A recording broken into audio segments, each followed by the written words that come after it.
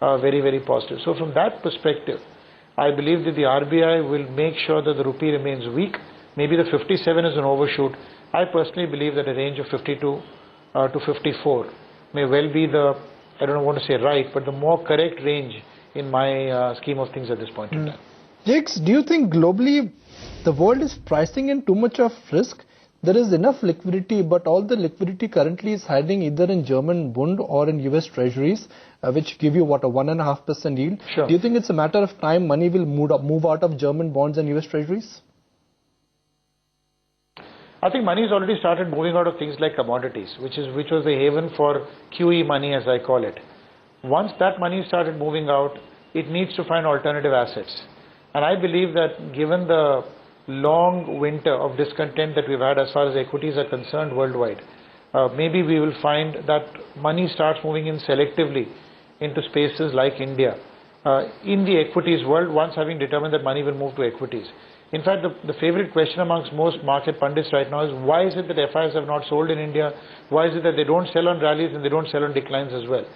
And I think the answer is really clear, that I think if India's policy paralysis were to actually meet with some degree of thaw, which means it actually started opening up and we started getting a little more policy action, I wouldn't be surprised at all that India then regains, even at a lower 5.5% or 6% growth rate, regains its oasis in a desert kind of status, if you will, and therefore starts getting more money in a context where equities generally start getting in more money.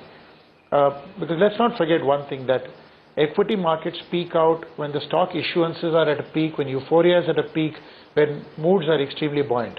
Today, moods, by corollary, as a contrary theme, are extremely pessimistic. Euphoria has completely turned to despair almost. And stock issuances have been replaced by stock buybacks.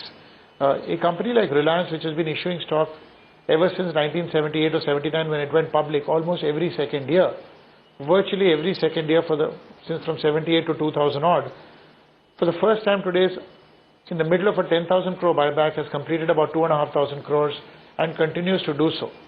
Like Reliance, like ABB, like Alfa Laval, Siemens, Atlas Copco, and a whole bunch of Indian companies, whether buybacks or delisting or promoter creeping acquisition, the world from an Indian equity standpoint is seeing equity contraction, not equity expansion. And every day the stock of equity in the market in a sense goes down because of actions like this. So equity, the reduction of equity in a sense in the secondary market through all these mechanisms, plus the despair that prevails in the market at this point in time, moods being very, very downbeat, all this means we are exactly the mirror image of what we were in 2007, early 2008. So from that perspective, I think the markets will find feet, money will continue to trickle in. At some point in time, we'll have that rally where the markets move up 10-12% in a month. We may be, who knows whether we are 1 month away from it or 4 months away from it. But I believe the move from 5150 to 5,800, 6,000 is a 18% move. And we may well have set out a base to do that over the next 6-8 months. That's a brilliant summary, Jakes. Really appreciate your time. So Jakes has eloquently really characterized the market environment for us, that maximum money is made in buying fear and in selling greed. Let's change gears and let's connect with Shubhato Gupta, Chief Executive Officer with Marico. Mr. Gupta, good morning. Thank you for joining us. At Marico, are you slightly worried with the monsoon progress? Because IMD has made it official that so far the initial monsoon readings are below average. See, I think it's too early to take a call on the monsoon. You must realize that two things have happened in the last couple of years. One is that yes, monsoon creates a lack of bad monsoon creates a lack of feel-good factor in the rural economy, but it's just not directly impacts it significantly compared to say 5 to 10 years ago in terms of a monsoon. The resilience of the rural economy is higher. However, yes, in the case of a bad monsoon and followed by food inflation can impact FMCG to a certain extent. But as I said, as of now, I think I would be rather cautiously optimistic because rural growth story is still on. Maybe if there's a bad monsoon, there will be a dampening of the growth rates. Saugata, hi, morning. Are you looking to hike prices of any product categories? Because analysts worry that any further increase in the prices may actually start affecting your demand negatively in the short term. And does that concern you really? See, one of the good things has happened with the overall global softening of crude oil. I think input costs have come down a bit. However, to a large extent, it has been neutralized by the depreciation of the rupee. So I think as of now, there has not been any significant inflation in the last 2 weeks because, or rather 3-4 weeks because of the neutralization of the depreciation and crude. Going forward, if the rupee were to settle at a 52, 53 kind of a levels or something like that, and there is a slight softening continues across the globe for the next couple of months, I don't see any input cost increases happening. However, having said that, in the impending slowdown, if there is any, and the fact that there is a threat of a monsoon, I think as an organization we have always said that short-term volume growth is much more important than trying to chase short-term margins, because automatically margins will happen. So therefore, yes, I don't see any price increases being taken in the immediate couple of months. Saugata, most of the FMCG companies are now officially using terms like margin squeeze, pressure on supply chain and market share loss. What's the story at Marico? So I think, as I said, that we continue to believe that in terms of focus on double-digit volume growth, this is something extremely critical for us. And yes, see, different companies have a certain margin cycles. For example, last year we had unprecedented inflation because of copra. This year it has, I think, lessened a bit. So it depends on the organization to organization in terms of the margin squeeze. As far as we are concerned, as we have said, that we tend to, since we are working, most of our 80, 95, 99% of our sales are in emerging markets, we believe that we are here in the long term, and we want to continue to focus on in building consumer franchise as long as there is no, as long as margins are within a certain band. So when you say band, what is your margin target for the financial year end? So I think we have said that we would be operating at around 12 to 13%, and that's the number we will operate. And yes, last year there was unprecedented inflation, which resulted in a certain margin drop. But I think over the long term, we would move towards a 13% operating margin for the group.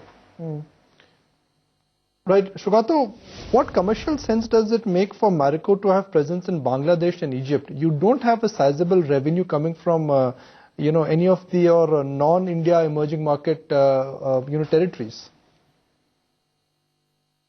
I think it's a very important market for us. If you really look at it, I think Bangladesh is a high growth market. Yes, there has been some kind of a softening last year because of unprecedented inflation, but I think we are going slowly back on track. Egypt, again, as I said, I think emerging market, large population, penetration of the categories where we participate in have, especially male grooming, have low penetration, a huge amount of young population, and these categories are bound to grow.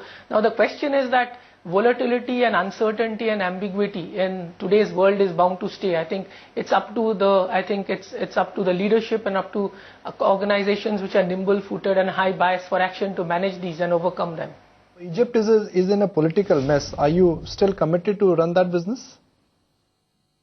Yes, I think, and as I said, I think this year compared to last quarter of 2010-11, when the problem started, there was a temporary kind of a break in our business, but we are back on track and we are growing there.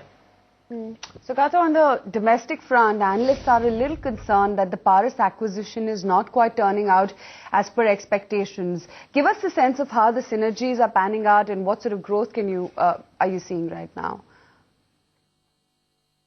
I think we have just begun the integration as of last week, so I don't understand which analysts are talking about it's not panning out as per expectations, because the integration process and the business, the entire process got completed sometime in the last week of May. We are just about taking over the business as of last week, so I think it's too early, and I think we are extremely confident. It has high level of synergies. All the categories are growth categories. The brands are strong, and therefore I see no reason for any concern at all. And in fact, I believe that there are a lot of upsides, whether it's at the end of the day, these brands have got a two pass in terms of distribution, so there will be upsides. there will be sort of synergies with our business. So I think we'll get a much better feel in the July-September quarter, when there will be 1 quarter of full business of Paras. Gato, let me crudely divide the Marico portfolio into 2 parts: the non-oil portfolio and the oil portfolio. For the oil portfolio, what is your guidance for FY13, and then for the non-oil portfolio, what is your guidance for FY13? See, I think we have given a long-term kind of a guidance we can give you, with the sense that the coconut oil business, the parachute business will continue to grow around 8 to 9%. We believe Saffola should be growing around 13 to 15%. The hair oil business is in the range of 15 to 20%. And the new product contribution will significantly increase, because both foods and skincare in the first 1 year is done well. We are optimistic about it, and you will see some more new initiatives maybe in this year. Kaya, are you committed to run that business? Because if I look at the total turnover which you're clocking from Kaya versus the opportunity cost, there is a criticism that it's a failed opportunity or a failed business. Not really. I think there have been a lot of learnings. The business went through some turbulence over the last 2-3 years, but if you see the last year already, we are seeing consecutive 3-4 quarters of consistent double-digit same-store growth, which has happened in the last 2-3 quarters. There has been a huge shaving out down of costs, so therefore we are confident. Yes, there has been a postponing of the break-even period, but I think we are confident that we are on the right track in terms of the new consumer proposition, which you are seeing, from just problem solving to enhancement and maintenance, so from cure to care. So all these things are working, and we are getting it back on track. Yes, I think if you really look at it in India, I think there are, in terms of retail and the entire businesses, there are certain issues which are there in terms of cost structure, in terms of attrition. But we are seized of these problems, and I think the same-store growth results which are there for the last few quarters are encouraging. Okay, Sugata, good luck to you with all the businesses as well as segments. Thanks very much for taking time out and joining us this morning. 51.54 on the Nifty. So after that initial start, we've pretty much latched on to that 51.50 mark for the Nifty. The Nifty futures, though, they're trading at a 3-point discount after having closed in at a premium in yesterday's session. Ashwini, your thoughts on how we've kickstarted trade and the mid-morning ideas? Well, we have given an intraday breakout above 5140. So in that sense, there's a bit of positivity. But overall, I'd like to trade stocks which have some kind of, trigger. For example, all of these power utilities as well as power finance companies, PFC, REC are an indirect beneficiary of these sort of moves. So PFC is a buy with a stop about 162, target of 180. REC is a buy with a stop about 176, target of 190. Sugar has made some sort of comeback, so Renuka is a buy with a stop about 28, target of 35. Reliance Infra is a buy with a stop about 540, target of 565. And Tata Power is a buy with a stop about 94, target of 105. Both Reliance Infra and Tata Power did narrow ranges yesterday, so the breakout has been even more powerful because of the news. Ashwini, thank you for those trading ideas. Let's take a break. When we come back, we'll connect with Jonathan Garner. He represents Morgan Stanley, Chief India and Emerging Market Strategist.